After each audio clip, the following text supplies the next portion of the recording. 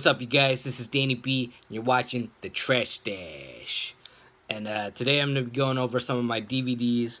This is the DVD Collection, Volume 1. Okay, so first up, we got Ice Cream Man. And this has Clint Howard as the Ice Cream Man. And this is a funny movie about this guy.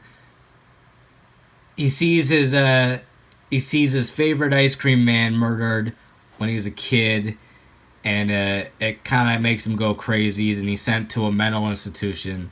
The mental institution is crazy too, so it makes him go even crazier. And you got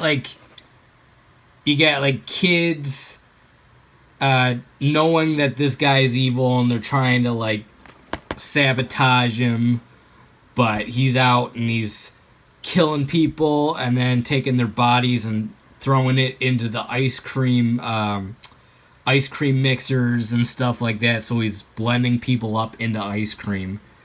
And then you got Clint Howard running around with people's heads on waffle cones and stuff like that. It's a lot of fun. Alright, next up, I got Tremors. And this is one of the first horror movies I ever saw when I was a kid. And I always loved it. You got Fred Williamson and Kevin Bacon, and I forget the woman's name, but she's in it too. Plus, you got the character Dale, who's I think that's his name, Dale, who's in every movie in the series. Yeah. So you got these things come out of the ground when they hear sound, and they eat people. Very cool movie, and the characters in this are so good. And it's set in, I believe it's set in Arizona. Yeah, real cool. Always loved Tremors. I gotta upgrade it because this DVD looks really bad. I think this is only they didn't use the full capacity of the DVD. It looks all digitized on my TV, so I gotta get the Blu-ray. All right, next up we got Lamberto Bava's Delirium. And this is a cool giallo. If you don't know what giallo is, it's basically like a murder mystery thriller. So you got a glove killer running around, and then the woman on this has huge boobs. She's so hot. Then you got people doing murders, and I kind of forget why they're killing people, but then you got a kid with a telescope kind of seeing it all and warning the woman and stuff like that. And there's cool scenes every time a murder happens, the colors go all crazy, and there's a part where someone's head turns into an eye or something. I don't know. Pretty fun movie. Alright, next up we got Psycho Part 3. And I gotta do a ranking on the Psycho movies because I love the sequels.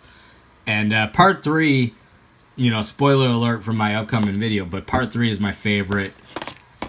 Basically because it's just kind of like a sleazy slasher movie with Norman Bates running around just stabbing people. You know it's him at this point. There's no shocking surprise. But what's funny is he's crazier than ever in this movie. The opening scene is him rambling on about candy and stuff, hobbies and stuffing things, and yeah.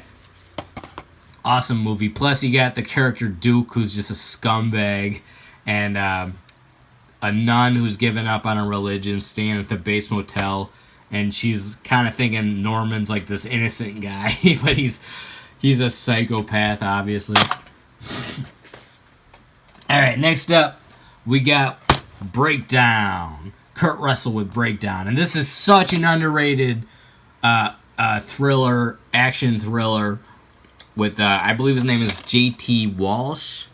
Yeah, J.T. Walsh is the bad guy in this, and he's awesome. He's really menacing, he's real creepy, and very realistic, which is what makes him so scary. Yeah. And so basically, the story of this is, Kurt Russell and his wife are driving through Arizona, or some kind of small town that looks like Arizona, and their car breaks down. She goes off with a trucker trying to get help, and then she disappears, and he's spending the whole movie trying to find her. And yeah, very underrated, very cool movie. All right, next up we got Creep Show. And I always love this. This is George Romero and Stephen King doing their version of like the EC comics in a movie form. And this wasn't before the Hammer Tales from the Crypt, but this was before the TV show Tales from the Crypt. So it's got that kind of vibe. Very comic booky, very creepy and fun. I always love this. All right, next up we got Jason Lives, Friday the 13th, Part 6. And this is... I love this one. It's not my favorite in the series, but it is in my top 5. And, you know, you got Jason coming back from the grave in this one, and it's real funny. Higher budget than the other ones. Yeah. Alright, next up, we got American Psycho. And I guess this is the uncut version. And I don't know the difference between the theatrical and the uncut. But when people say there was no good horror movies in the 2000s, I believe this came out right in 2000. And this is one of the greatest horror movies of all time. You get Christian Bale in his best role, being super sociopathic and hilarious. Anytime I'm like leaving a party or something, I always say I have to return some videotapes. Yeah, this movie, everything about it is real funny, but real dark, and got some good horror scenes with him running around with a chainsaw and stuff like that. Awesome movie. Alright, next up we got Street Walking. And this is produced by Roger Corman. This is one of the sleaziest prostitute movies. You got... This girl is a teenage prostitute, and she's living with her pimp, and then the pimp turns bad, and it turns into like kind of like the Terminator, but like if the Terminator was a pimp. And he's chasing her, and basically what happens was she tried to choose another pimp, and the other pimp, without telling her, tried to have her pimp killed. And so he doesn't get killed. He escapes the killers, and now he's out for revenge, and he's roundhouse kicking people, slitting people's throats and shit, and yeah, real crazy movie. Awesome, though. I love it. Alright, next up we got Scream 2. And I go back and forth which one I like better. Sometimes I like this one better. Sometimes I like Part 1 better. I have a sentimental value towards Part 1 just because it was filmed in my city, and my landlord actually lives in the house from Scream 1. And I shop every day at the supermarket, or not the supermarket, but I shop every day at the market that's in Scream Part 1. So I have a sentimental value towards that one, but I think I like this as a movie a little bit better. I don't know. I go back and forth which one I like better. Alright, next up we got Child's Play. And Child's Play is filmed in my old hometown, my old city, Chicago. And yeah, very cool. I actually didn't see the Child's Play movies until a few years ago. They just kind of missed me throughout my life, but I watched them recently, and they're awesome. You know, Chucky's great. He's got that great voice. Don't fuck with the Chuck. He says that in Part 3, not this one, but yeah, they're all... I like all 3 of the first ones, and then Bride of Chucky's okay. Yeah. Awesome. Alright, next up we got a double feature. We got Halloween 2 and 3. And I'm not crazy about Part 3. I know that has a cult following these days, but I love Part 2. Part 2 is probably the one I rewatched the most out of the entire franchise. And I don't like it as much as part one, but I think it's more entertaining than part one. More rewatchable. Just because the dialogue in part one is like, it's you remember every line, and it kind of gets repetitive if you watch it too much. So I pretty much watch part one only like once a year on Halloween or something, but I watch this like every couple months. Yeah. And I love the hospital setting. The hospital setting is real cool. And I actually like the synth score maybe a little bit better than the piano score from part one. Yeah. Very cool. Alright, next we got another double feature. Halloween Part 4 and 5.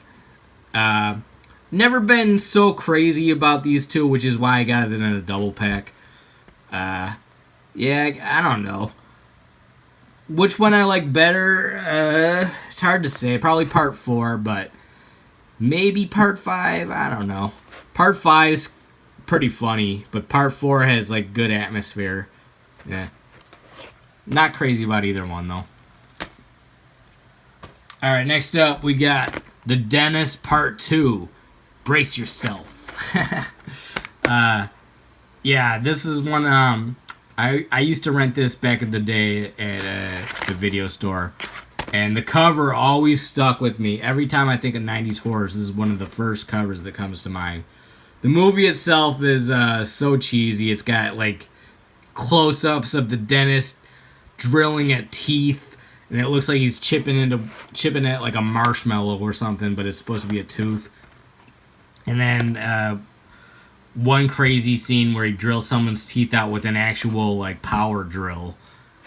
And the ending is so ridiculous and stupid, but it's hilarious.